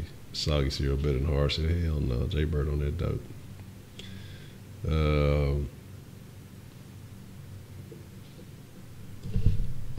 Let's say Pebbles are all pre-sog. These motherfuckers, the soggy cereal debate. Yeah, just get the Honey Nut Cheerios. Fuck eating regular Cheerios. That shit tastes like cardboard. You know what I'm saying? Apple Jacks is live. Yeah, I mean, fuck putting extra sugar in there. Put a little extra depth on my shit. Let's see. Yeah, Apple Jacks is triple OG. Cinnamon Toast Crunch is kosher. Man, y'all sleeping on Golden Grams was live as fuck. Y'all ain't fuck with Golden Grams. Y'all don't know shit. Honey Smacks cool. They was cool. Yeah, they took them out with the frog on there. They bringing them back. Yeah, see, I don't know nothing about that shit. They don't know nothing about that shit. Let's see. Yeah, I ain't had no cereal. Man, low key, you know what cereal go hard, but motherfuckers don't be appreciated. Fucking Life. Life cereal go hard. Y'all motherfuckers don't know nothing about that. Cause yeah, used to be that cat that used to always chase that funky ass frog and shit. Man, when I was young, man, look, I'm telling you, I grew up shit. It wasn't rich. I used to have to eat that fucking, get that big ass bag of King vitamin. Y'all don't know shit about that shit. Y'all ain't never been through the struggle. The struggle was real, my nigga.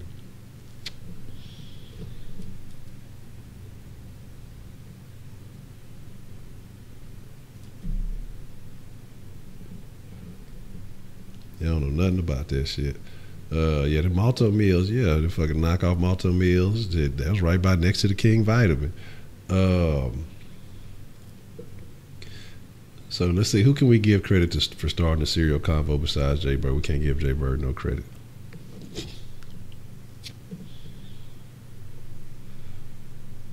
Raisin Bran's cool. You hating on Kicks, man. Raisin Bran Crunch, yeah, you ain't lying. Raisin Bran Crunch is the livest. They did that shit.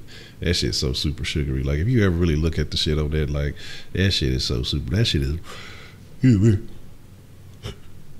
Raisin Bran Crunch is one of the sugariest fucking cereals. It's one of the fucking sugariest cereals out there.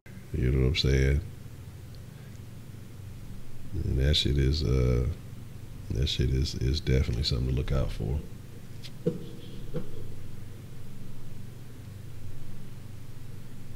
Kenneth, I thought your ass was supposed to go to bed. Honeycomb's cool. I fuck with honeycomb. Man. Yeah, the boys don't know about the bag. Look, you know, yeah, fuck your box cereals, nigga. I'm gonna get this bag, fuck, what was they Fruity Pebbles called? It was called something else. They had a different name for it. I'm gonna get this fucking, these Choco Pebbles or whatever the fuck they was. Look, I'm looking. Y'all don't even know.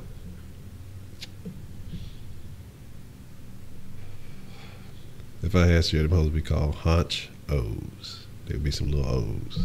Or they look like, they'd be like little wiry, looking like dreadlocks or some shit. Let me see. But yeah, the whole video, that was when I was eating cereal, that was in those were like the sauce videos. I don't know, did I eat cereal? I don't know if I ate cereal on the den. I think I'm gonna start I might do a old Kush Den Patreon. Because I had a one for, but they won't let me get into that fucking account because they some hoes. And maybe like for the people on that who fucking subscribe to that Patreon, like $1 a month or something, and give them access to all the old videos. Yeah, shit was the kangaroo.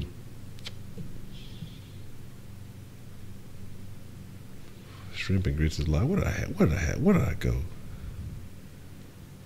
That wasn't Papa's. Was that Papa's? I had some shrimp. That was somewhere else. I had some shrimp and grits. It was good as fuck. Man, I don't know if y'all ever in the Clear Lake area. If y'all ever go down to Clear Lake, I had a spot out there that was real good.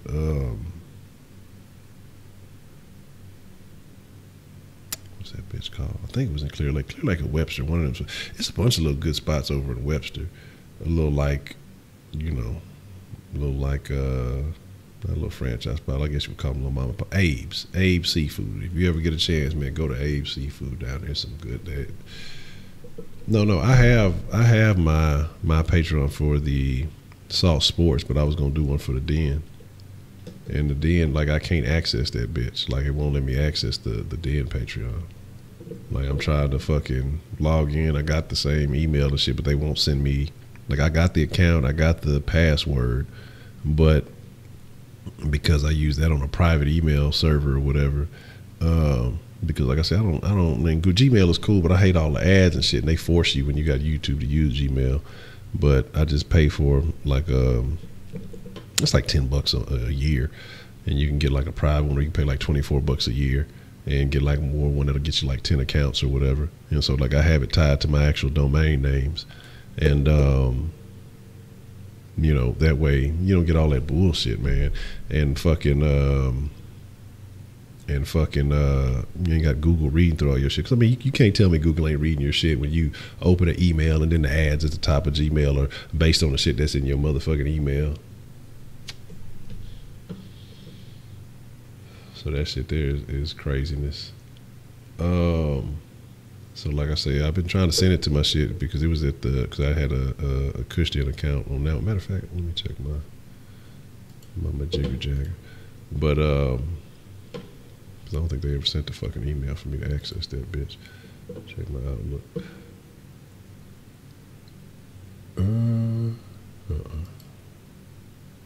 Okay. I mean, I got that. I got them other ones, but yeah, fucking whatchamacallit never sent it. Patreon never sent it. So I'm gonna have to start a new one just for the den. But ultimately, like I say, man, it's just, I gotta figure something out. Cause like I say, like I'm getting more annoyed, especially with these fucking neighbors over here. Especially like during the day, getting motherfuckers loud, and again with the garage, you know, they be connected and shit. So it's easy. Like I can't hate on them, you know, they do what they do. Everybody got the right to do what they do in their garage. But I've been looking at a location. Excuse me. I've been looking at a location to maybe start off with a soft sports studio. So I'm looking at a couple of places. But I got to see what's most ideal, and just because I think I would take it even more serious. I mean, first is about, like I said, me pushing more content and going harder, and then, you know, finding a location. It's a couple $100 a month, the one I'm looking at, and just setting up there. But the thing that goes with that is, then you got to fucking, you know, you got to get another a business account, and some other things that I got to do first. But like I say, but then these next couple of months, by the end of this year, like by the start of 2019, I plan on start pushing some major shit with the sauce. So it's definitely time to make some shit shake. Yeah, and that's what I say, like, because somebody pointed it out to me. That's why I say, man, I'm always open to constructive criticism. Like when people comment on shit, or when people send me a message, like, people like always, like I have damn near after every stream. Well, mainly not so much the DN, but more so like on the sauce. You know, people send messages on the sauce line or email and just say, hey, you know, they share their opinions, and I look at it. If a person is willing to take time to write a few paragraphs or whatever to say, hey, man, you know, I like what you're doing, but I think if, you know, you did this or did that, you know, and they prove valid points and not just saying some old hating ass shit or just saying, oh, well, you know, such and such does this, you should, you know, I'll take the time to read it, and I take that with consideration, because that's a person showing a level of caring and appreciation. You know, that's why I say I don't get mad when people offer constructive criticism, because they're just saying, hey, I like what you do, I think you could make it better if you do this. And so I look at it like, I'm not going to take everybody's opinion and say, oh, well, they said I should do this, I'm going to do this. But if it makes sense, you know, I'm going to sit over, vacillate on it, because it was I want to say the dude's name was Omar Monell. I hadn't seen him in a while. I want to say it was Omar Monell. Certain names I remember. And he was just talking about, you know, hey, man, love your videos, but by the time you start smoking, you know, your shit starts slurring down, and, you know, you start your points start kind of different, and this. And so I went back and watched some videos, and I was like, man, you know, he's right. And again, that's somebody taking the time out of their day to really validate their points. And so that's why I stopped smoking on the sauce, because then it was a difference, you know. So, you know, again, it is what it is. And so again, like, you know, that's just what I say. You know, that's why I'm always open to criticism. You know, I'm very self-aware, you know, in the things that I do. I'm probably my toughest critic, but sometimes there are things, you know, when you focus on one particular thing that you may overlook. And so when people see certain things and they take the time out to say, hey, you know, I think you should, you know, maybe consider doing this, and this. And I'm gonna look at it. I'm gonna say, okay, you know, where's this person coming from with these thoughts? Where are they coming from with this opinion? You know, are they hating? Are they, you know, just trying to motivate? Are they, you know, whatever. And, you know, and that's why certain changes happen. That's why certain things don't do.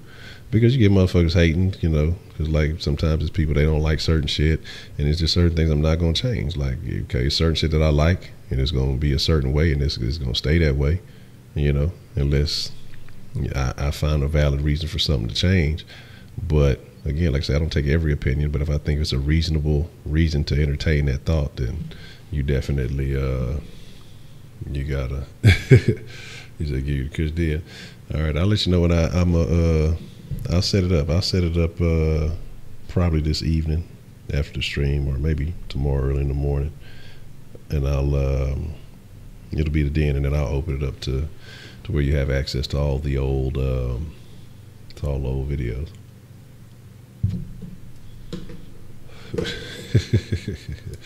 Yeah, I know the worst Texas cities. You can talk about ghetto. You can talk about racist. You can talk about a lot of stuff. Yeah, shit. I had some partners from Jasper. Vider might not be the lick either. You might not want to fall through that either. You know. There's just some places you don't want to go. You know. Ken is just hating. Ken is hating on any team that beat them. That's what he be doing. That's why he mad at Port Arthur and shit. You know what I'm saying? That's all that is. You know, with us, you over there talking about Death Row, man. Y'all don't want to be talking about the row. Death Row, Conroe in the house.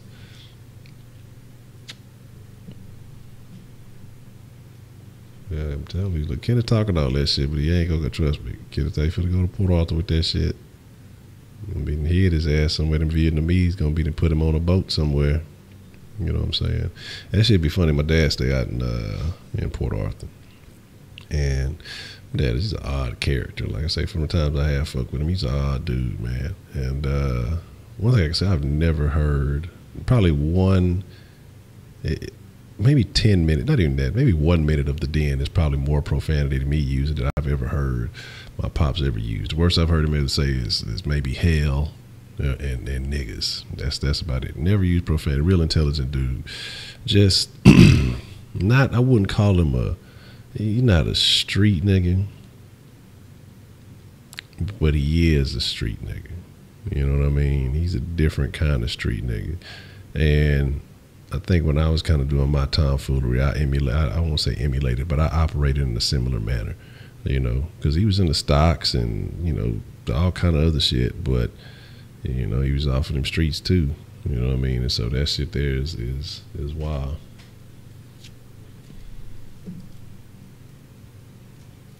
So, but I remember last time I went out there fucking this motherfucker up here chopping it up with the Vietnamese. He had some deals with the Vietnamese. They, you know, I used to bring them shrimp and shit, all the fish and shit in boats. They would go out on them boats to go catch them hoes and shit. They come holler at him before they went to, you know, put them up for sale and shit. Come bring this motherfucker cutting deals on fucking shrimp and shit. And he speaks fairly. I don't know if he still does, but I know he can speak pretty good conversational Spanish. He would be semi-fluent. And that motherfucker used to be whipping up deals. Like, that motherfucker would be hustling. Like I say, he fucking go fishing, be catching them fucking big ass gar fish and shit, be slanging them hoes. All kind of off the wall ass shit. So, what about a mixed black and Mexican? Does he eat tacos while he plays sports? Is that how that works? Tell me, Jay Bird. You tell me. I Might Need Security. Oh, I did. I think I did hear that song. I Might Need Security is a great stand-up, though. If y'all ain't never seen. If you ain't never watched the Jamie Foxx stand-up, you missing out on a little bit of life. I recommend. I definitely recommend it. You know what I'm saying? So, there's that. Yeah, Jamie Foxx on Might Need Security is funny as shit. Cause I think that's the one we was talking about the LL Cool J fight and shit. So that's definitely one you need to entertain. Fuck you. Y'all talking about that Yo Gotti. Has Yo Gotti dropped any music in a while? Yo Gotti had him a little popular hot streak and then he kind of fell off a little bit. But I've been fucking with Yo Gotti from since way back, you know, some of this shit. Then he got on for a little bit, and then, you know, I don't know what happened with that shit. Yeah, now I'm not talking about Chance the Rapper. I Might Need Security. I know what the fuck you talking about.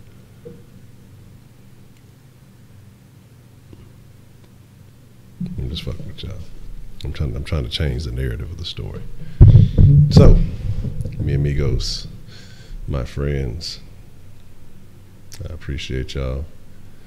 Yeah, I don't know what happened to him. I'm sure he's still making music and shit, but I think he was beefing with Dolph. He's one of his little homeboys that shot Dolph. Dolph was going hard on him. Dolph was going in on Gotti, man, and I don't necessarily cut for a whole lot of Dolph music. He got a couple of little songs I like. Dolph don't really be rapping. It's like he be talking, like he really be just saying some street. But I don't knock his hustle. You know what I'm saying? And the reason I fuck with him because he don't, everybody always talk about selling cocaine and this, and this. He was a weed nigga, and he just talk about how he moved a whole lot of weed and shit like that. So I fuck with Young Dolph. Yeah, he got some little funny little ad libs. Dolph seemed like he more of a cool ass nigga. You know what I'm saying? He just about getting his, and it is what it is. But but anyway, all that good shit. But like I say, my friends, and then I appreciate y'all. We have gone from a variety of conversations this evening. We've talked about a lot of things, but I'm gonna hop off here and put in some work tonight, then get my ass some sleep, and put in some work in the morning. I think I need to I've been saying I'm gonna get back consistent on the podcast, but with it being rocket season, and like I said, I really couldn't talk a whole lot of Stros. And everything else. There's a lot of other activity going on. You got U of H football. You got all that other shit happening. I need to get back regular on the podcast because I know it's on Spotify and shit now. So it's other ways for people to hear it. I need to get back on that. But with that being said, mi amigos, I appreciate y'all listening to me rant, ramble, and conversation scramble. Kenneth, take your ass back to old Honduras with your old no AC in the class having ass. You know what I'm saying? So, there's that. And I appreciate y'all, man. I definitely do. And so thank you. Y'all have a good evening. We'll be back at it tomorrow with the pregame show. And again, if you have Facebook, man, join the Den Facebook group. The link is in the description because we get the conversation going a little bit early in that because I usually post a topic and post some shit related to it, and then we just kind of chat it up a little bit there and then go from there. So with that being said, chunking up a deuce. Oh yeah, Kenneth is. I know y'all get kicked out. that's how it works. When Kenneth and this bitch, y'all getting kicked out. That's Sam's got to get the boot. I can't politely escort Kenneth out there. You got to get kicked the fuck out. But again, like I said, I appreciate y'all. Y'all, you don't necessarily have to go home. I mean, I hope your ass at home. I hope you ain't walking up and down the streets and shit. I hope you ain't in the club and shit and fucking with the Den. If that's the case, you ain't gonna get no hoes. Or if you're in the streets, your ass gonna get robbed. Shit like that. Broderick, man, matter of fact, before we wrap it up, I'm glad you popped up, Broderick. Did you go to the rally? I'd be interested in hearing about that and how that's been shaken. If you did go, because I know I remember you mentioning it, so I wasn't sure if you had went or not. Oh, you ended up not going? Oh, okay. I could pull a bop if I drove a golf cart. Yeah, I remember them old Paul Willikins. Flies a pelican. Oh, son at a game. Okay, yeah, definitely. First and foremost. Boy, stop, Kenneth. Get your old 2 scoops of raisins looking ass up out of here. You know what I'm saying? Katie tight end still looking for you. I'm gonna send him your phone number. So here's this the number. He called me up. He called the Den. He was like, "Say, Honcho, I'm looking for this nigga named Kenneth. Old hating ass on Honduran looking ass nigga." You know what I'm saying? I gave him the number. So if you start getting strange phone call, you know what I'm saying? I don't know. Cause it popped up the other day. I need to holler and see what he got going on, man. You know what I'm saying? I got to see what he got going on. Man, stop at the nonsense, Kenneth. But again, like I say, with that being said, I appreciate y'all, man. I thank y'all for fucking with the Den. Everybody except for Kenneth. Kenneth and his old, I don't know what he be on. I don't know what Kenneth be on. That nigga. You would think he would be tired from carrying all them backpacks and tying all them shoes every day, but I guess not. So like I said, y'all ain't got to go home. And everybody else, I politely escort y'all to the door. But Kenneth,